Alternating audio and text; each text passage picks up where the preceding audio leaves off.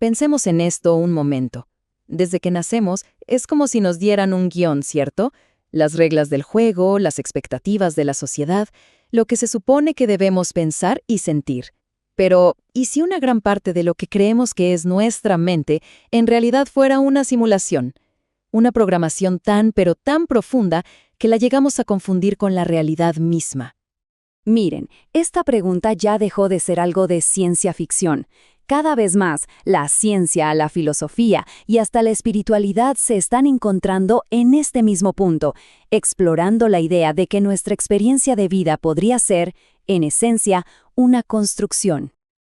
Ok, para entrarle bien a este tema, hay que entender que hablamos de dos tipos de simulación. Por un lado está la que todos conocemos, la tecnológica, la inteligencia artificial tratando de replicar nuestra mente. Pero por otro lado, y aquí es donde se pone más interesante, está la simulación social y mental. O sea, la idea de que nuestra mente corre con un software de creencias que heredamos, un programa que nos dice cómo tenemos que ver el mundo. Bueno, este será nuestro mapa del recorrido. Vamos a empezar con lo que dice la ciencia para luego meternos a fondo en cómo la sociedad nos programa.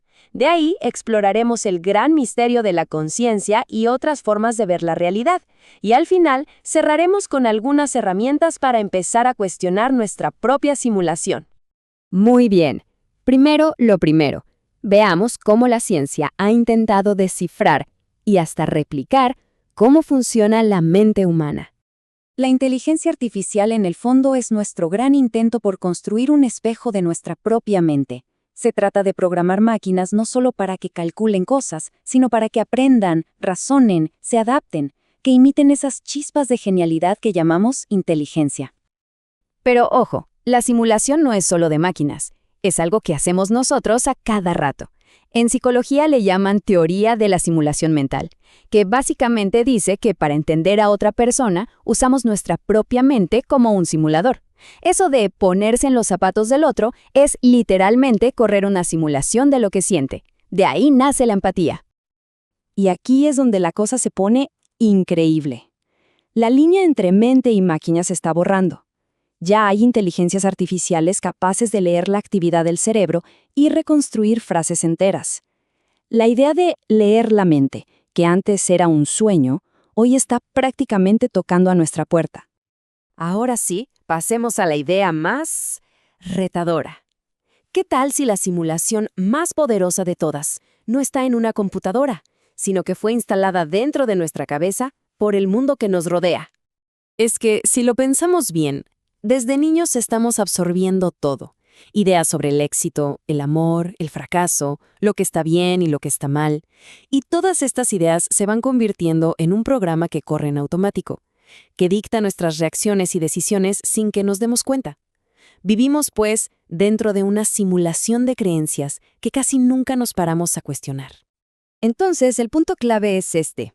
Claro que la mente puede ser una cárcel, pero solo si no nos damos cuenta de que estamos adentro. Reconocer que funcionamos con un programa que nos heredaron es el primer paso y el más gigante de todos para poder empezar a reescribirlo y a elegir con libertad de verdad. Ahora bien, si nuestra mente es un programa, ¿qué es esa parte de nosotros que se da cuenta de eso? Aquí nos metemos en el terreno más profundo, el de la conciencia, el gran misterio que la ciencia todavía no puede resolver. A esto los expertos le llaman el problema difícil. Y es que la ciencia te puede explicar cómo el cerebro procesa la luz de un atardecer, pero no te puede explicar por qué ese atardecer te conmueve, o por qué una canción te da nostalgia. ¿De dónde viene el sentir? Esa es la pregunta del millón. Y aquí digamos que hay dos grandes equipos. Por un lado, la visión científica materialista dice que la conciencia es simplemente un producto del cerebro, algo que surge de la biología. Pero la visión metafísica que encontramos en muchísimas culturas ancestrales propone justo lo contrario, que la conciencia es la base de todo, y el cerebro es más bien como una antena de radio que la sintoniza para que podamos experimentarla. Y esto nos trae de vuelta a la pregunta clave de nuestra era. Si logramos que una máquina imite a la perfección la inteligencia, las emociones humanas, ¿eso significa que es consciente? ¿O siempre le va a faltar esa chispa, esa experiencia interna que simplemente no se puede programar? Pero la ciencia moderna no es la única que ha intentado dibujar un mapa de la realidad. A lo largo de toda la historia, muchísimas culturas han creado sus propios sistemas para entender la existencia, yendo mucho más allá de lo que se puede tocar y ver. Y lo más fascinante es cómo muchas de estas ideas ancestrales, que antes nos sonaban a pura mística, hoy de repente hacen eco en la ciencia. Por ejemplo, el viaje chamánico a otras dimensiones resuena con la teoría de universos paralelos de la física cuántica. La idea de una memoria ancestral se conecta con la epigenética.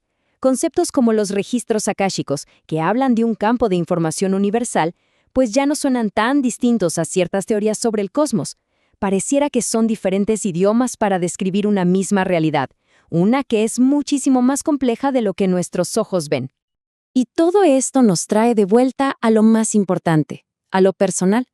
Si aceptamos la posibilidad de que vivimos en una simulación social, mental, la siguiente pregunta es obvia. ¿Cómo salimos de ahí? ¿Cómo despertamos? Aquí estamos, en la gran encrucijada. Podemos seguir con el programa en piloto automático, viviendo según las creencias que nos dieron. O podemos empezar a conectar con esa parte de nosotros que observa el programa. Esa conciencia silenciosa que siempre ha estado ahí. Y ojo, estas preguntas no son un examen para responder con la cabeza, para nada. Son para sentirlas. Son, digamos, herramientas para empezar a observarnos. Imaginen que cada una es como una pequeña grieta en el muro de la simulación. Al hacerlas, no buscamos una respuesta intelectual, sino que invitamos a la conciencia a que tome el mando, a que desactive el piloto automático aunque sea por un ratito. Y con esto cerramos. Porque quizá la pregunta más importante de todas no es si la realidad es una simulación, sino darnos cuenta de que hay una parte de nosotros que es el observador. Y es justo ahí, en ese espacio, en esa conciencia que observa, donde vive nuestra verdadera libertad.